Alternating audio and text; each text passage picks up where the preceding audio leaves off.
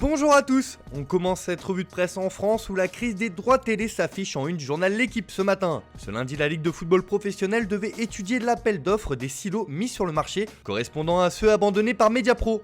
3 diffuseurs se sont portés candidats: Amazon, Discovery et DAZN. Sauf qu'aucune des propositions n'a atteint le prix de réserve, c'est-à-dire le prix minimum fixé par la Ligue pour accepter de céder les lots en question.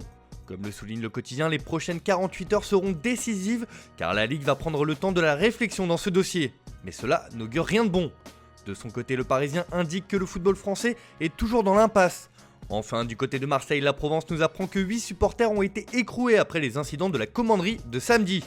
On reste dans l'Hexagone avec un duo qui affole les défenses de Ligue 1. Neymar Junior et Kylian Mbappé font la couverture de France Football. L'hebdomadaire livre les petits secrets des deux cracks du PSG. L'international français a d'ailleurs livré une longue interview dans les pages intérieures du magazine où il se confie sur sa relation avec son coéquipier brésilien. Je n'oublierai pas comment il m'a aidé au début.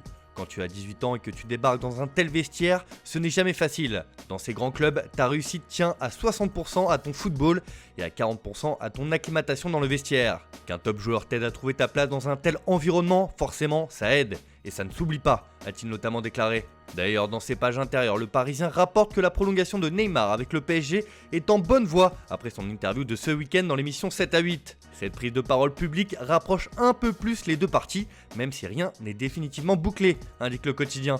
On file en Angleterre où Liverpool a agité cette dernière journée du mercato hier. En effet, les Reds ont recruté 2 défenseurs centraux, un secteur où ils étaient dépourvus après les nombreuses blessures au sein de leur effectif. C'est ce que met en avant The Times sur sa une. Ainsi, Ben Davies a fait le grand saut de Championship à Anfield. Quelques heures plus tard, Liverpool a annoncé le prêt de Ozan Kabak en provenance de Schalke 04 jusqu'à la fin de la saison. Pour le Daily Express, c'est une ruée défensive de Klopp sur le mercato. De son côté, le Daily Star met en avant la volonté d'Ole Gunnar Solskjaer de faire de ses joueurs de véritables Red Devils dans l'attitude, car ils n'ont pas toujours été irréprochables avec les arbitres, et cela leur a porté préjudice sur certaines décisions. Direction l'Espagne, si le mercato hivernal a fermé ses portes hier soir à minuit, Marca relance déjà celui du Real Madrid. En effet, le quotidien madrilène annonce que Karl-Heinz Rummenigge valide le départ de David Alaba du Bayern Munich au Real Madrid. En fin de contrat en juin prochain, l'Autrichien ne prolongera pas avec le club allemand et est annoncé avec insistance à Madrid depuis plusieurs semaines. David a pris la décision d'essayer quelque chose de nouveau. Madrid est un grand club et il faut comprendre le joueur, a déclaré le dirigeant allemand. De son côté, As revient sur le mercato très calme des merengues. 2 ans sans transfert, le Real Madrid a terminé le mercato hivernal sans nouvelle signature. Leur dernier renfort, Ferland Mendy, remonte à juin 2019. Cet été-là, l'investissement s'est élevé à près de 300 millions d'euros, indique le journal.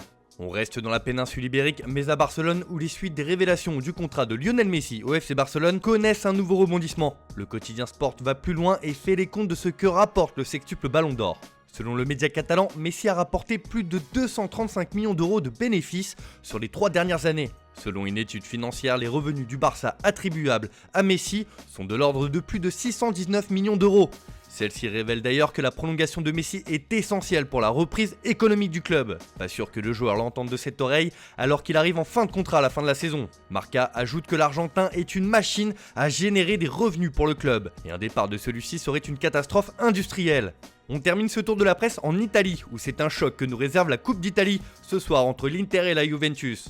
Une rencontre sous haute tension qui fait la une de la Gazzetta dello Sport qui la qualifie d'épreuve de force. C'est le bras de fer infini, juge le journal au papier rose. Tout au sport reprend la déclaration d'Andrea Pirlo qui remercie l'Inter justement. Car lors de la dernière confrontation, la vieille dame s'était fait corriger 2-0 par les Nerazzurri. Le coach de la Juve estime que cette défaite a servi à son équipe. Revanche ce soir donc.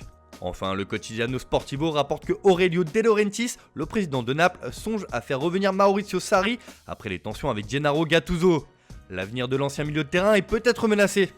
Voilà, c'est tout pour aujourd'hui. Bonne journée à tous. On se retrouve dès demain pour une nouvelle vidéo sur Foot Mercato.